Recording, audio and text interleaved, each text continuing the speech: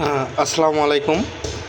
নতুন ডিসপ্লে লাগানোর পরে অনেকের কী হয়, ডিসপ্লে অটো কাজ করে, মানে লাগানো ফিটিং করার পরে আপনার ডিসপ্লেগুলো এমনি এমনিতে কাজ করে।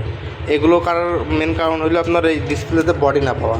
তো আপনারা হচ্ছে এই পলিটা উঠায়ে, যদি এই পলিটা উঠায়ে এখানে একটা আটা আছে, এইটা দিয়ে আপনি যদি এইভাবে চাপ দিয়ে লাগায় তারও ফিটিং করেন, তাহলে আশা করা যায় অটো কাজ আর করবে না।